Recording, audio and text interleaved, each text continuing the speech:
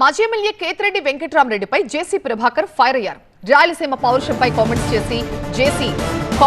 పై జేసీ mass counter ఇచ్చారు. Good morning Dharmavaram to Kethireddy అంతా show off చేసేవారంటూ విమర్శించారు. తాను రాయలసీమ బిడ్డనేనని తనకు కూడా పౌరుషం ఉందన్నారు జేసీ ప్రభాకర్ రెడ్డి.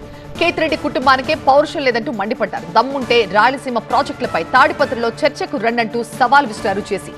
ఇంకోసారి రాయలసీమ పేరెత్తితే ప్రజలే కొడతారన్నారు జేసీ ప్రభాకర్ రెడ్డి. మనకు బైనాగ్లాస్ తెలియదు, లేకపోతే సౌత్ ఆఫ్రికా తెలియదు, లేకపోతే సఫారీ తెలియదు. ఇంకా పైలట్ ఏదో ఎక్కినాడంటే దాని అంత షో ఆఫ్. ఏడు ఇక్కుతలో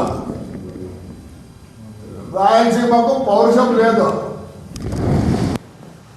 మెట్తో కొడతారు రాయలసీమ ప్రజలు.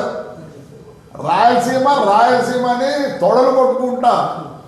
రాత్రి అయితే కారం ఎక్కువ తింటాం, తర్వాత పైసా ఆపరేషన్ చేయించుకోవడం తప్ప ఇంతకు మించి చేసింది ఏం లేదు.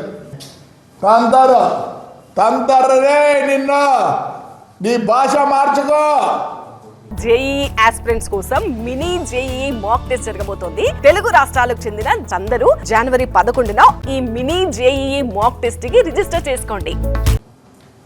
మొన్న చెప్తారో చూడు, మొత్తం ముస్లిమ్స్ నీకు ఓటు వేసినారు కాబట్టి నువ్వు వాడికి వచ్చినావు. అదే వేరే వాడిని నిలబెట్టింటే వేలకు పోయింది. పొంద గుడ్ మార్నింగ్, గుడ్ ఈవినింగ్ ఏం చేసినావు చెప్పరా? ధర్మారావు నువ్వు ఏం చేసినావు చెప్పరా? తెస్తువి మిషన్, తెస్తువి సెగ్రిగేషన్ మిషన్ ఈ రోజు అట్లే ఉంది.